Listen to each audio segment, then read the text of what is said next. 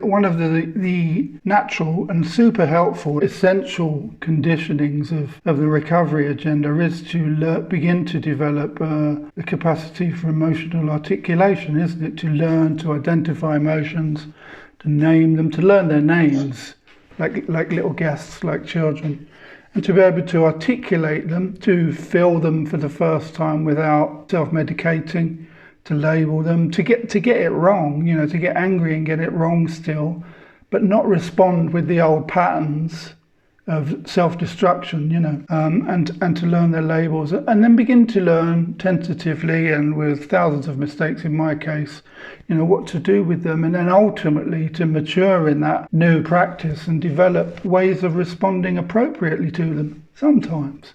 But really getting that right for the first time is a major step.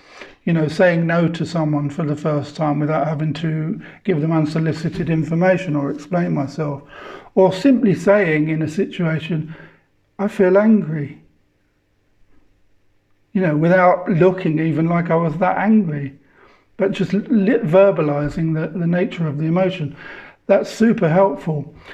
And ultimately the idea of emotional sobriety is to even transcend that, to graduate beyond that, to feel the feeling, to experience it, to be present to it and to love it and to be okay with it without it coming anywhere, not only not overwhelming us, but not even being that essential that what I do with it at all. Just noticing it. I think without wanting to apply time to an idea like that, it takes practice, naturally, of course. When one has, if you're like me, stopped developing around the age of 11 and then woke up at 37 and was still 11, it takes time to evolve from that. And that's okay, but I don't know where I was going after that. But ultimately, because I used to think emotional sobriety, because I heard the phrase, was the very learning of emotions and articulating them, what to do with them. Later on, really truly realised that emotional sobriety at its wisest or most mature level was just being present to them without having to do very much with them at all.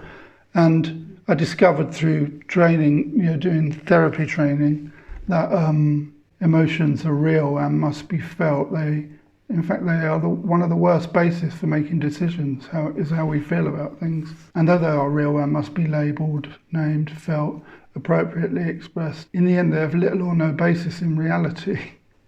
But of course at first we must be careful with that. But that doesn't mean that, because I've got a great sense of equanimity, but my emotional middle is really a beautiful and fluid movement back to center. But when I'm super high and happy, I'm like a child and I can't rein it in. And similarly, when I'm low and suffering, I'm trapped there and I just write loads of poetry and write out of it and as I said before, it's like there's a wild wound weeping. And that's a phrase I came up with while I was in there, because I wrote, here lay a wild wound and weeping, and it just made perfect sense. Addiction shows up in certain personality indicators, in a particular personality type. So there's a certain mask that some of us wear, and one of the factors is where addiction shows up. But also those are people that don't have a great capacity for emotional resilience. Like the work that Gabor Mate has done around not learning how to self-soothe when we were children. Really compelling development in the field of addiction.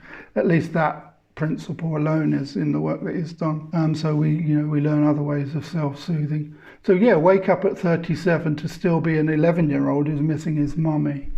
One's got no capacity for emotional resilience. But to grow in that is tremendously empowering at first, to be able to say, I feel angry, I feel frightened, this is shame, I am happy. People are often, as we do, we ask each other, how are you? And I often say, simply because it's true, and it sounds a little inauthentic, but it's always authentic. When people say, how are you? I say, I am happy and I'm peaceful. But I always look first to make sure it's true at the time. we might say in this approach, the I am is happy and peaceful.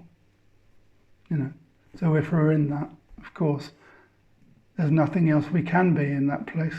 Not as emotionally fluid states, but the essential nature of our true being is that of the experience of that the words peace and happiness point to.